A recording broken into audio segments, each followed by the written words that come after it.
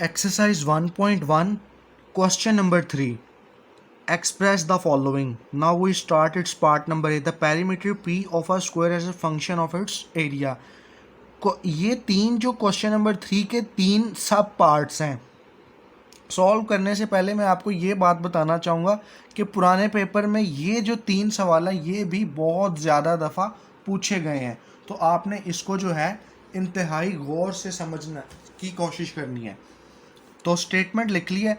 अब यहाँ पे मैं आपको पेरीमीटर, अगर आपको पता है, मैं आपको रिकॉल करवा देता हूँ कि कोई भी शेप हमारे पास होती है उसकी जो आउटर बाउंड्री होती है, आउटर बाउंड्री की सब लेंथ्स को अगर हम प्लस कर दें, टोटल कर दें, तो वो हमारा पेरीमीटर होता है।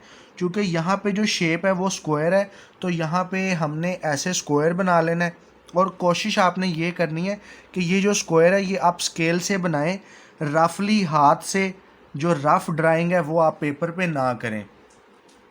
पेरीमीटर बना दिया और हमें पता है कि जो स्क्वायर होता है उसकी चारों जो साइड्स की लेंथ होती हैं वो इक्वल होती हैं।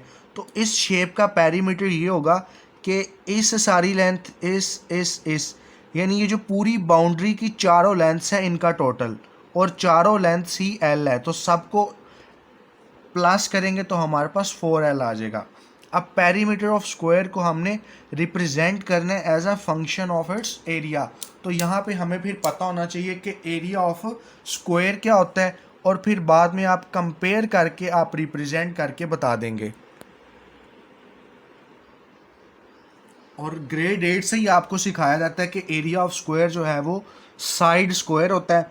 अगर हम इस स्क्वायर की एक साइड लें तो वो L है, यानी उस L का स्क्वायर। तो हमारा एरिया ऑफ, आप यहाँ पे स्क्वायर का सिंबल बना के बिल्कुल इसी तरह पेपर में लिख सकते हैं। शायद कुछ को अजीब लगे, लेकिन ये बिल्कुल एक्सेप्टेबल फॉर्म है। बोर्ड के पेपर में आपका 100% करेक्ट माना जाएगा।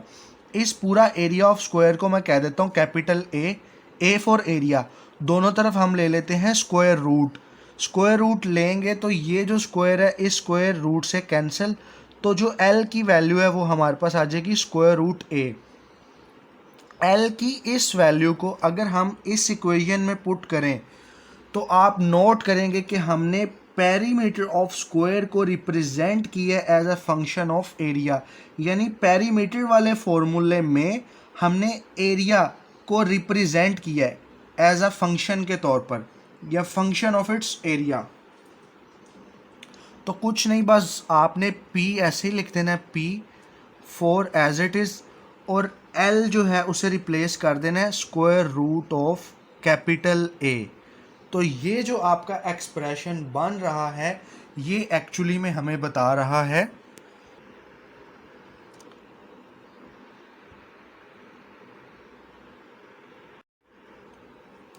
तो हमने पेरीमीटर को रिप्रेजेंट किया इन टर्म्स ऑफ एरिया। इसी बात को मैंने वर्ड्स में लिखकर क्वेश्चन एंड कर दिया है। Question number 3 and its part number B, area of a circle as a function of its circumference. यानी हमने एरिया को रिप्रेजेंट करना है इन टर्म्स ऑफ सर्कमफेरेंस। तो सिंबॉलिकली मैंने यहाँ पे सर्कल लिखा है और ये जो सिंबल होता है ये सर्कमफेरेंस का होता है। अब हमने इसको सॉल्व कैसे करना है, तो जिस तरह आपने पहले वाला क्वेश्चन किया था बिल्कुल ये इसकी सेम एसेंस और लॉजिक है। कोशिश आपने करनी है कि सर्कल जो है वो इस तरह एक करेक्ट ऑर्डर में आप ड्रॉ करें और सिर्फ इतना बता दें कि ये रेडियस है और ये इसका सेंटर है। अब इस बात को तो एक्सप्लेन करने की ज़रूरत नहीं कि A means here area, area of circle is pi r square. कुछ स्टूडेंट्स यहाँ पे इतराज़ करते हैं कि सर हम सर्कल बनाने की बजाय उसके स्पेलिंग लिखना पसंद करते हैं, सर्कमफेरेंस का सिंबल बनाने की बजाय उसका स्पेलिंग लिखना पसंद करते हैं। तो इट्स अप टू यू। लेकिन अगर आप इस फॉर्मेट को भी बोर्ड के पेपर में लिख कर आएंगे या अपने एकेडमी के टेस्ट सेशंस में या कॉलेज के टेस्ट सेशन में लिखेंगे तो ये 100% करेक्ट और एक्सेप्टेबल है। एरिया ऑफ सर्कल आप सबको पता है पाई आर स्क्वायर है, और सर्कमफेरेंस ऑफ सर्कल जो है वो इक्वल होता है 2 पाई आर के। ये 10th क्लास से ही आपको सिखा दिया जाता है। अब हमने एरिया को रिप्रेजेंट करना है इन टर्म्स ऑफ सर्कमफेरेंस। तो एरिया में जहाँ आर है वहाँ पे हम आर की कोई वैल्यू पुट करेंगे और वो आर की वैल्यू हमें कहाँ से मिलेगी, इस सर्कमफेरेंस वाले फॉर्मूले से, यानी C इज़ इक्वल 2πr। हमने यहाँ से r को अलहदा करना है, C/2π इज़ इक्वल r। इस r की वैल्यू को हमने पुट कर देना है इस इक्वेशन नंबर A में। तो जो है हम रिप्रेजेंट कर देंगे एरिया को इन टर्म्स ऑफ सर्कमफेरेंस। तो आपने गौर से देखना है।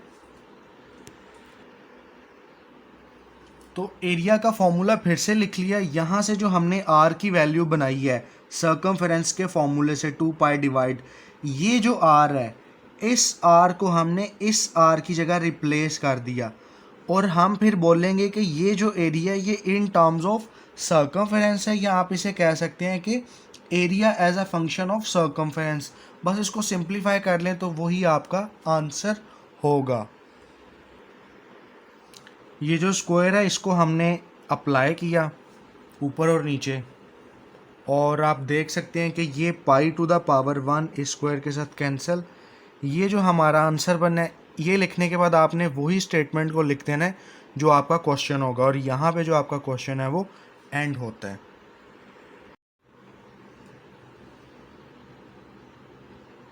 क्वेश्चन नंबर 3 का लास्ट पार्ट है, पार्ट नंबर C, और इस पार्ट में उन्होंने हमें कहा है कि वॉल्यूम को एक्सप्रेस करना है as area of its base. तो क्यूब आप सबको पता है एक 3 डायमेंशनल जो है वो शेप होती है, और क्यूब में तमाम साइड जो हैं वो इक्वल होती हैं। और आखिरी बात क्यूब की ये होती है कि जो इसके एक फेस की बात करें, जैसे मैं अगर इस फेस की बात करूं तो ये जो फेस है ये हमारे पास होता है एक स्क्वायर। इसी तरह इस फेस की बात करूं तो ये भी फेस हमारे पास होता है स्क्वायर। तो अब हमने यहाँ पे ईच साइड की जो लेंथ ऑफ ईच साइड, अगर हम उसे ए कहें तो इसका जो वॉल्यूम बनेगा वो साइड क्यूब बनता है, डैट इज़ ए क्यूब। और अगर हम एरिया ऑफ इट्स बेस कहें, अब अगर आप इसकी बेस की शेप देखें, अगर आप इस साइड को कहते हैं ये इसकी बेस है, तो इस साइड को आप देखें ये स्क्वायर है, और इसमें चूँकि सारी जो फेसेस हैं वो स्क्वायर्स ही हैं, तो एरिया ऑफ जो बेस होगा वो हमारे पास A² होगा।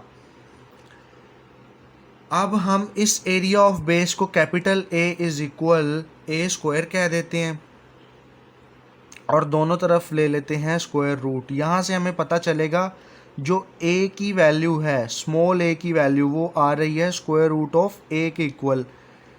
A की इस वैल्यू को हम अगर इसमें पुट करेंगे तो हम वॉल्यूम ऑफ क्यूब को रिप्रेजेंट कर रहे हैं in terms of area of its base. So यहाँ पे आप लिखें वॉल्यूम ऑफ क्यूब। अब वॉल्यूम ऑफ क्यूब जो ऊपर फॉर्मूला लिखा है वही यहाँ पे लिख दिया है, और A की वैल्यू हमें पता है कि स्क्वायर रूट ऑफ A हमें मिली है, तो इस स्मॉल a को हम इस स्क्वायर रूट ऑफ A के साथ रिप्लेस कर देंगे, और ऊपर चूँकि क्यूब है तो यहाँ पे भी क्यूब एज इट इज़ आ जाएगा। 9th क्लास में आपको रूल सिखाया जाता है इंडिसेस में कि इस स्क्वायर रूट को हम पावर 1/2 में भी लिख सकते हैं। और ये बात जब आगे आप चैप्टर नंबर 2 में पढ़ेंगे वहाँ पे ये बहुत ज़्यादा यूज़ होती है। जब आपने पावर रूल अप्लाई करना होगा तो आप इस फॉर्म को इसमें कन्वर्ट करेंगे हर दफ़ा। तो अभी से ही इसको अपने जो ब्रेन का बैंक है उसमें स्टोर कर लें। इस स्क्वायर रूट को हमने लिख दिया पावर 1/2 में, ये 3 एज इट इज़, और ये 1/2 चूँकि मल्टीप्लाई हो रहा है 3 के साथ, तो इसे हम फिर इस तरह लिख देंगे। और जब मल्टीप्लाई करेंगे हाफ टाइम्स 3 तो वो हो जाएगा 3/2। और इस तरह लिखने के बाद आप एंड पर ये सेंटेंस ज़रूर लिखिएगा।